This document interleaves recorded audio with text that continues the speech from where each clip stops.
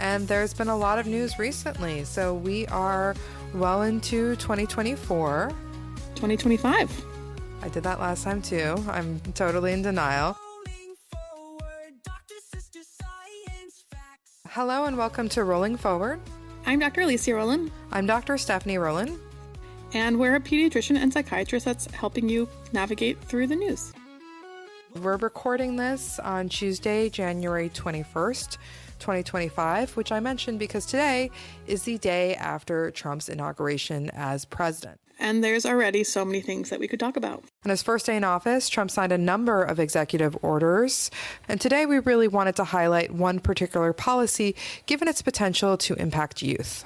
So we're specifically going to talk about the executive order entitled Defending Women from Gender Ideology Extremism and Restoring Biological Truth to the Federal Government. And I have to tell you, when I hear that title, it just makes me think of when Trump said on the campaign trail that he was going to defend women, whether they liked it or not. It just makes me feel a little icky. Yeah. And this policy is really focused on this conservative idea about biology determining gender and not subjective belief. And it defines sex as a binary variable, saying that there's only two sexes, male and female. When we know from science that actually is not necessarily true. There were some parts in this executive order that were really confusing to me. One was that this executive order created this binary set of sexes, okay, male and female, I've heard that. But then it didn't define sex based on chromosomes, but rather on small and large reproductive cells. Terms I've literally never heard before. So, Stephanie, can you tell me a little bit more about what defines sex? And what does this mean with small and large reproductive cells? Essentially, this is a term that comes from developmental biology. And I've done more than a decade of medical training and never heard small and large reproductive cells. I wondered if that was because maybe I'm not an OBGYN, maybe I'm not in this business. But within my social circles, where I have a number of friends who are trained in these disciplines, it wasn't terms that they were familiar with either. And it turns out that these terms come from developmental biology, and they focus on gametes that people have. In this case, we're talking about eggs being the large reproductive cells and sperm being the small reproductive cells. So it sounds like you're saying they're defining biological sex based on whether you create eggs or ova or sperm. And that sounds like that could be a problem because there are a number of people that don't produce either eggs or sperm. But this is a binary, Alicia. There's one choice or the other. So according to this, I guess we're going to ignore the group of people who may not have gametes. And the second issue with this is that this executive order specifically defines the presence of gametes at conception. And the reality is, gametes are not present at conception. It takes quite a while of fetal development before a fetus has gametes. You do have genetic material that down the line may lead to the production of these gametes, although, as we said, certain people have different disorders in which they don't produce gametes. That genetic material is there, but the gametes, these small and large reproductive cells, are not present at conception because you are one cell. And so there are some issues with how this executive order is defining sex, but it essentially is making the point that has often been made by the GOP that sex is binary, it's male or female, and that's it. And although how they defined it was surprising, the fact that they're pushing this kind of agenda forward is something that has consistently been brought up on the campaign trail and not necessarily that surprising. So just a few years ago, there wasn't a single state that had any laws banning gender-affirming care for youth. And we're currently in a place where about half of states have laws that ban youth, people under 18, from accessing gender-affirming care. So gender-affirming care is a type of healthcare that supports gender-diverse individuals in aligning their physical traits with their gender identity. under this current administration and with this executive order, it seems like we're going to see these restrictions just grow. They also really want to impose this belief on institutions, meaning this executive action is going to require federal governments to use this term sex rather than gender. The difference between sex and gender, sex typically medically refers to your biological sex or the sex that you were born as, and gender usually refers to your gender expression or how you identify. So for example, you could have the same sex and gender. I identify as female and I was born as a female. So you could be born female but identify as male, or you could be born male and identify as gender fluid or gender non-binary. Absolutely. So under this executive order, the things we'll expect to see is now the federal government is going to refer to sex only and not gender. And that includes a direction to the State Department and Homeland Security to use sex only on different documents like passports and visas instead of gender, which is going to affect people who are gender diverse and who may have a difference between their gender and their sex. So part of the transitioning process for a lot of people includes changing their identity on their legal documents, such as driver's license or passports, and they may have already done this. And so this might be difficult, especially for people on visas in the upcoming few weeks to months. And another part of this executive action is preventing taxpayer funds from being used for gender transition healthcare. So currently there are a number of ways that gender diverse individuals, including gender diverse youth, may be using taxpayer funds for gender affirming healthcare, such as through some of the state funded and federally funded health insurance programs that we talked about in prior episodes. The executive order will also ban transgender and gender diverse individuals from government-funded single-sex facilities that best align with their gender identity rather than their sex. This includes housing, domestic violence shelters, prisons, etc. It also will put in a requirement that at government workplaces, you will need to be referred to your birth sex pronouns rather than your pronouns of choice. And this is aligned with actions that we've seen recently from people in the GOP. All of these parts of the executive order are targeting gender diverse individuals and trying to limit access to gender affirming care. And this type of medical care is considered safe and medically necessary by major healthcare associations, including the American Academy of Pediatrics, the American Medical Association, and the Endocrine Society. So within medicine, there is consensus over the safety, efficacy, and medical necessity of these types of treatments. One group that we've seen really singled out, and the reason that we chose to focus this episode on this topic, is because gender affirming care for youth has become an extremely controversial topic. There's this idea that exposing children to different gender identities or different sexual orientations increases the, quote, risk of them developing these traits or these identities themselves. That is such a backwards statement. Everything about that statement is so backwards. An idea and also a risk. But yes. Trump has made it very clear that his priority is to ban all gender affirming care for minors. And our concern about these bans are, number one, not just denying medically necessary healthcare to kids, but also number two, the impact that that has on kids' mental health. Overall, research suggests that people who are gender diverse, who want and receive gender affirming care, have lower rates of suicide attempts than people who do not receive that care, people who want it and are denied it. So part of the concern with these new restrictions being put in place is how that's going to impact the mental health of youth. There currently is a case in the Supreme Court that's being reviewed called U.S. versus Skermeti. It is based on the Tennessee ban on gender affirming care for youth. The case was argued at the beginning of December. No opinion or vote has been made public yet, but it does seem like the court is planning to uphold the ban, and the decision is expected by the summer. And we'll be talking about that decision as it comes out. But now for the moment, what I think is important to focus on is how to help support youth. And it's hard to know exactly how many youth are gender diverse, especially with these policies in place that are penalizing families, that are penalizing physicians, that are penalizing people for accessing care. So it can be hard to know, but it's expected that somewhere between 1% to 2% of kids who are 13 to 17 are gender diverse.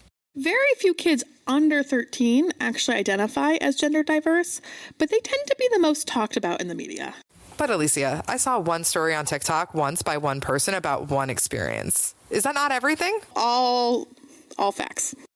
And I've already started to see impacts of this at work. So I provide emergency psychiatric care, and in that setting, I have seen an increase in the number of gender diverse youth coming in reporting depression and suicidal thoughts. I've seen a similar trend in the pediatric emergency department. A large portion of our teens that are presenting with thoughts of suicide or suicidal ideation are identifying as gender diverse. It seems like this is a really dire note that we've been taking a lot of steps backwards in the past few years, in the past few months, in the past week. But it's important to remember that we've been in this place before on a lot of other subjects and have moved forward and have made a lot of progress. In 2004, Bush's State of the Union specifically said, in quote, "Our nation must defend the sanctity of marriage," and he advocated for a constitutional amendment to protect marriage. After that State of the Union, in the next few months to years, 27 states enacted state constitutional amendments that banned same-sex marriage. And the public opinion was not very supportive of same-sex marriage at the time. Obama was elected. He initially did not endorse legalizing same-sex marriage. But over the kind of next decade after Bush's State of the Union, we start seeing changes in public opinion. We start to see progress. We start to see change. And in 2015, the Supreme Court legalized same-sex marriage in a ruling of Obergefell versus Hodge. And we've seen similar patterns with civil rights and women's rights where there can be these steps backwards in policies with restrictive laws being put into place before eventually public opinion and the Supreme Court and the rule of law moves forward. And that's really the point of our podcast and why we named ourselves Rolling Forward. Rolin being our last name, but also the idea that we are going to continue rolling forward, and we believe in science and the ability of science to help parents make good decisions about what's right for their families. And so with that, a lot of this topic feels very heavy. We also want to offer some ways to help support the kids in your life, friends and family members that you may have. And one way to really highlight this is to say, do not be afraid to have a conversation with your child about mental health, about depression, and to ask directly whether they're having suicidal thoughts. I think there's this misconception that if you ask a child if they're having suicidal thoughts, that you'll encourage them or you'll plant the idea in their mind. Asking a child about suicide, asking a child if they're having suicidal thoughts does not increase their risk of having suicidal thoughts, does not increase their risk of suicide, and does not plant any ideas in their head. And it can be hard to ask these questions. I'm a psychiatrist, and so I'm used to asking these questions now. I ask these questions every single day. But when I was first starting off in psychiatry and I felt awkward, uncomfortable, one of the things that I did was I role played. And Alicia, you weren't yet in medical school then, but I would ask you questions. I would ask you to act like you were someone that I was talking to as if you were my patient. And I would practice saying the questions until I got more comfortable. So if this is a conversation that you want to have with your child, you can seek out and practice that conversation with other adults in your life until it feels more natural. And also, it's okay if it feels awkward. Asking the question, starting the conversation is what's important.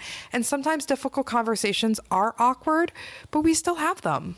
Like, these conversations are awkward. I agree with that. They're so awkward sometimes. They're super awkward. I like walk in the room and be like, "Hi, I've never met you before. Are you going to kill yourself? Do you have thoughts about not waking up?" Sometimes the way that I start, so what's your... It's not how I start, but that's what it feels like. What's your favorite way to ask someone about suicide?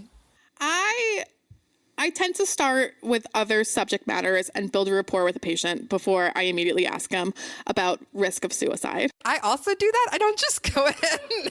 But when you do broach it, what's your favorite way of asking? I start with passive suicidal ideation before I get to active. So I ask people if they have thoughts about not wanting to wake up or wishing that they were dead before I ask them if they have thoughts about wanting to hurt themselves. I actually do that exact same thing.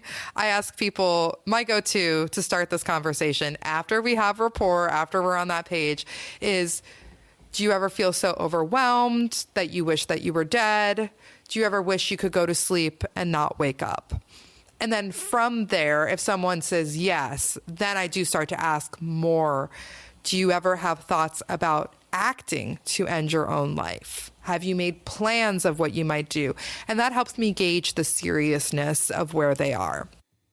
So some other tips for these conversations, recognizing that these conversations are awkward. It's also hard for our kids to feel that way.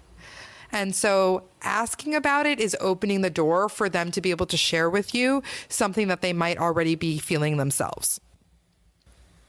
It's really important in these conversations to not offer a quick fix or a solution. We often just want our kids to feel better.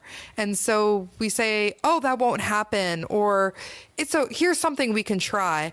But when someone's feeling this way, giving them a quick fix is going to shut down that conversation. You know, they've thought about a lot of this before, and these are big topics that we're talking about today. There isn't a quick fix to what's going on, and acting as if there is really going to make a kid shut down. Instead of offering a quick fix or solution, I recommend asking open-ended questions. Things like, can you say more about that? I'm sorry that you're feeling that way, and I want to understand more about your perspective. And validate and support how they feel. Really sit with them in that moment, like Alicia is saying, and offer that validation. And it's never too early to start these conversations. My daughter is not yet 2, and when we were on vacation last week, we were browsing around some bookstores, and I saw a book called Going to the Therapist that was for kids. And yes, I am a therapist, I'm a psychiatrist, but I bought it for her, and it's part of our rotation. It's a book about kids go to therapy because they're feeling sad or their belly hurts a lot and they don't want to go to school. There's all these different scenarios of kids experiencing different challenges and how going to a therapist has helped them. And I think having that in our household, reading that to my 1-year-olds, having her grow up knowing that asking for help is a sign of strength, it's never too early to start these conversations. There's language that you can use, I think, especially for younger kids. You can ask a little bit more about physical symptoms for younger kids. Younger kids tend to get belly aches when they're actually having mental health distress. Belly aches tends to be a big thing in younger kids. And so asking them about tummy aches, if they're getting tummy aches more often, if they're getting more upset, if they feel like they're getting more angry recently, I think for younger kids that can be helpful because they don't really have the knowledge of or the perception of their feelings yet. I think for older kids, it becomes a little bit more nuanced because they have a better understanding. And so you can ask them specific questions like, are you having trouble with sleep? Are you seeing mood changes? Have you been experiencing feelings of hopelessness or feeling trapped or overwhelmed? You know what? Your kid might not be ready to talk. You might get the eye roll and the, oh, mom, and they're not ready, but that's okay. You leave the invitation open. You say, whenever you want to talk, I'm here to listen and support you. I'm not going to judge you. I'll never stop supporting you. No matter what challenges you face, we are a team, and I'm here with you. And then, in addition to having these difficult conversations, I think a really important part of mental health and mental health care particularly for tweens and teens, is knowing when to seek professional help and seeking professional help. Honestly, I think that everyone will benefit from talk therapy at any age. I was just talking to a family member today and recommending, have you thought about therapy? And, different people feel different ways about therapy. Understandably, there's a stigma around mental health care, but therapy is a way that you take care of yourself. You go to the gym. You go to therapy. This is part of self-care. And so if you're noticing things about your child's behavior that is concerning you, reach out for professional help. That doesn't mean that you're a bad parent. That doesn't mean that you've done anything wrong. Mental health is a part of health. In the same way we go to a pediatrician, kids can go to therapy. I just want to say really quickly, it can be really hard to find a therapist that accepts your insurance, that's in your region, that is available for children. The first thing that I always recommend is to flip your insurance card over if you have insurance. There'll be a phone number to call, and they'll help connect you to mental health resources. Absolutely. That is a great tip, to call that number on the back and try to get connected. Different locations also have helplines that you can call for professional help. These used to be known as suicide hotlines, but nowadays there are much more warehouses of mental health support services. So in New York City, where I practice, the suicide hotline has just become a mental health helpline, and they have appointments and different things available. So look for your local hotline and see if you can call and get any support in accessing resources. And you know your child, and you know their baseline, you know what they're like. And I think parents have that spidey sense of when something's wrong. Some of the things that you can look for is if someone is really withdrawing from others or engaging in some type of self-harm. And talking about death and suicide, even if it's joking, those aren't jokes. If somebody's saying it, it's something that they're thinking about. Something to look out for is dramatic changes in your mood, including suddenly being really happy. I think if someone has been very moody and really withdrawn and spending a lot of time alone, and all of a sudden is really happy, engaging in activities, and starting to do things like giving away their possessions, it's a concerning sign. As well as posting about death, dying, suicide, anything like that on social media, talking about it with their friends, I would take actions like that pretty seriously. And then thinking about whether there are changes in substance use, risky behaviors, things like that. Oh, and mood changes, withdrawal, these are things that happen in kids. These are things that happen in adolescence. So it's really looking for things that are dramatic, sudden changes, very out of character. And then my biggest tip with this, and you have heard me say this so many times, my husband has heard me say this so many times, but strike when the iron is cold. So the time to have this conversation is not when the iron is hot and everyone's engaged in a shouting match in the kitchen. That's not the time to be, hey, you want to talk about this executive order, how it's making you feel, and do you think you want to go to sleep and not wake up? The time is not when the iron is hot, energies are high, and people have a lot of affect already. The time to talk about this is when the iron is cold. It's a Saturday afternoon, it's rainy, everyone's kind of sitting around reading, maybe by the fireplace, having a cup of tea, everything's calm, and you ask, hey, I've been wanting to ask you about this. And that's when you bring it up. I feel like car rides are a great time to ask because, one, you're stuck in the car. It's true. And two, not being face to face, but rather being side by side can sometimes be helpful. It's so funny because as someone who trained in New York City, I have never suggested a car ride to anyone. No, none of my patients ever had cars or car rides.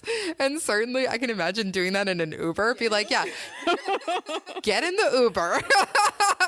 Do it then with a third person that you don't know. That'll be great. So those are our tips. These are difficult conversations. Remember that there's hope. There is forward motion that will come, and keeping open, honest communication with your kids, letting them know that you are a resource that they can count on. And that's our podcast for today. We will keep following these updates with you. You can reach out to us on social media. We are Rolin Forward, ROLIN Forward Show at gmail.com. We're also Rolin Forward, ROLIN Forward on X, Blue Sky, Instagram, the different platforms. You can reach out to us and let us know what you're thinking about. We're on the socials. We are on the socials. Reach out, let us know if there's any new changes that you're confused about, that you're worried about, that you'd like us to talk about in more detail. And we'll see you next time. Thank you for your time.